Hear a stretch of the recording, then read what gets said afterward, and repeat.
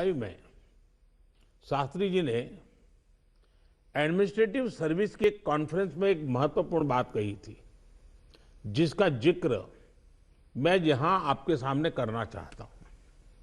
उन्होंने कहा था कि the basic idea of governance as I see it is to hold the society together so that it can develop and march towards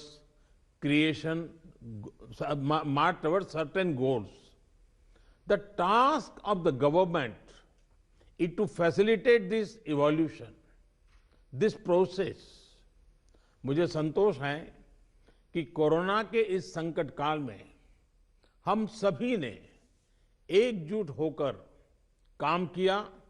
जो सीख लाल बहादुर शास्त्री जी ने दी थी, उसी पर चलने का हम सब ने प्रयास किया और इस दरमियान संवेदनशीलता के साथ त्वरित फैसले भी किए गए, जरूरी संसाधन भी जुटाए गए और देश की जनता को निरंतर हम लगातार जागरूक भी करते रहे। और आज इसी का परिणाम है कि भारत में कोरोना का संक्रमण वैसा नहीं है और न ही वैसा फैला है जैसा दुनिया के अन्य देशों में हमने देखा है।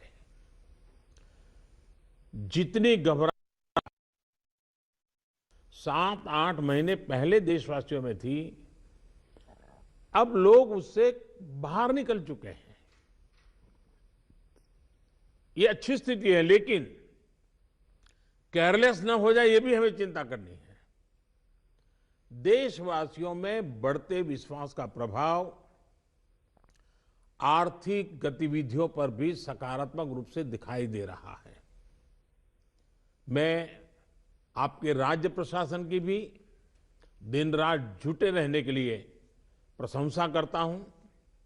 साथियों, अब हमारा देश कोरोना के खिलाफ लड़ाई में एक निर्णायक चरण में प्रवेश कर रहा है।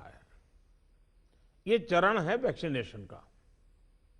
जैसे यहां जिक्र हुआ, 16 जनवरी से हम दुनिया का सबसे बड़ा टीकाकरण अभियान शुरू कर रहे हैं।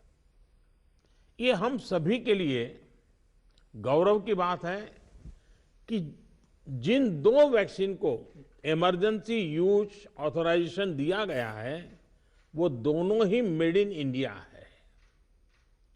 इतना ही नहीं, 4 और वैक्सीन प्रोग्रेस में है।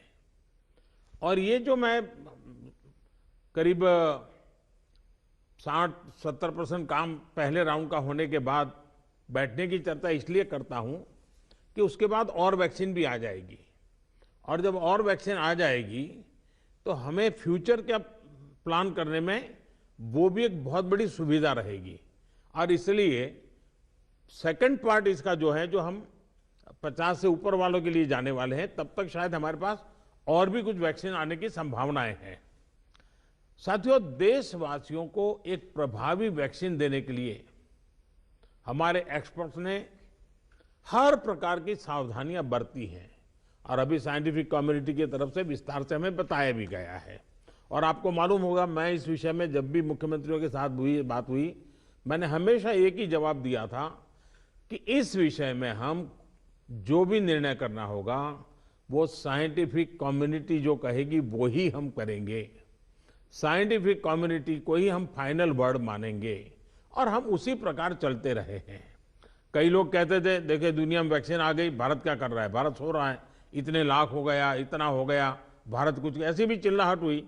लेकिन फिर भी हमारा मत था कि ये साइंटिफिक कम्युनिटी और जो इसके लिए जिम्मेवार लोग हैं, उनकी तरफ से जब आएगा तभी हमारे लिए उचित होगा, और हम उसी दिशा में चले हैं। बड़ी बात जो मैं दोहराना चाहता हूं कि हमारी दोनों वैक्सीन्स दुनिया की दूसरी वैक्सीन से ज्यादा कॉस्ट इफेक्टिव है। हम कल्पना कर सकते हैं, अगर भारत को कोरोना टीकाकरण के लिए विदेशी वैक्सीन पर पूरी तरह निर्भर रहना पड़ता तो हमारे क्या हालत होते, कितनी बड़ी मुश्किल होती। हम